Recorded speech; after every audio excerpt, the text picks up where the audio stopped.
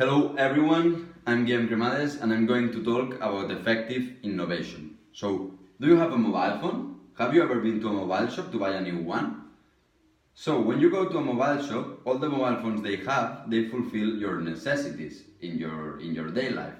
But there is something in some mobile phones that finally captured our attention, and we end by buying all the same mobile phone. And that's because these mobile phones have something, and that something is called creativity and innovation. Because we are living in a really complex world in which there is almost solution for everything. And in the end what matters is the way this solution is given to us, to people. So we need this input, we need this creativity and this innovation thing to triumph in the reality nowadays. And that is spread in all of the dimensions. And we're talking also about education. How does it affect education? Education has been living a thought process for a lot of years, as we all know. So, traditional schools has changed, and we won't see nowadays schools teaching by reading books and taking notes in the traditional way. Nowadays, schools try to create dynamic projects to fulfill kids' necessities. And that's because some studies say that the traditional model is not working anymore. We need to adapt to kids' necessities nowadays. Kids nowadays are more stressed than they were before, and it is more difficult for them to pay attention for long periods of time. And that's what happens to me in my educational process. So schools need to change this process and need to make education a good process for kids. They have to adapt to their changing characteristics, and that includes innovation.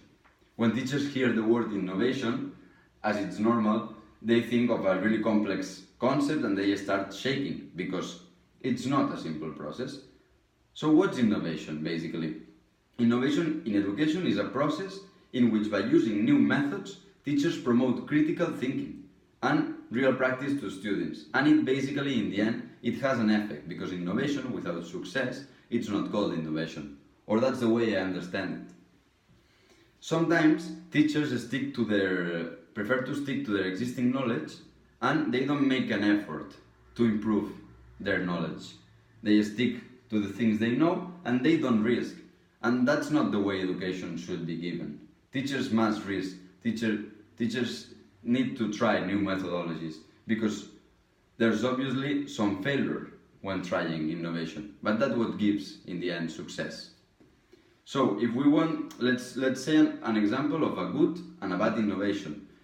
Let's say we have to teach additions to kids. So let's talk about a bad innovation. As we're living in a reality in which technology is the main concept in our day-to-day, let's say we will use a digital blackboard and we will teach maths in that digital blackboard, but we will only put the additions in that digital blackboard. The same ones that we do by writing them, but we will do it in a digital blackboard. And we will also use a laser pointer, and that's a really good support because it comes from technology. That's great. But that is innovating? Well, as I see it, that's not innovating.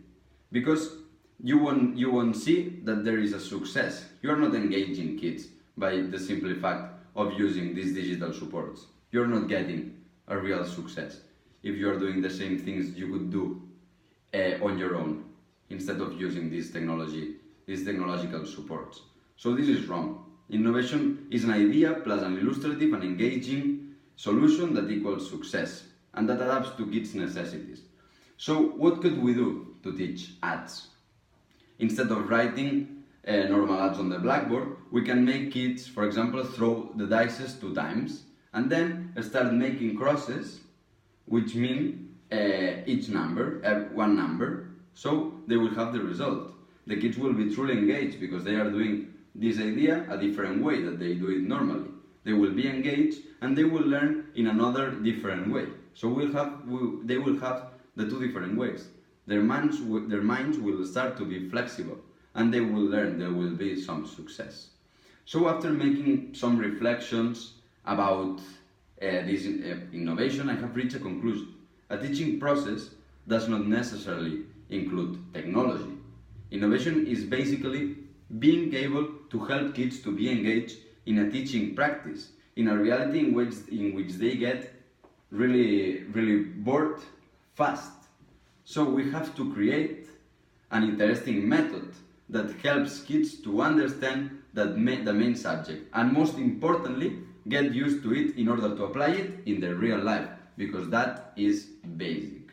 So more than ever, teachers are on the focus of education, and as a part of it, they must be able to change constantly to adapt to the existing reality. So, long life to good teachers. Thank you very much.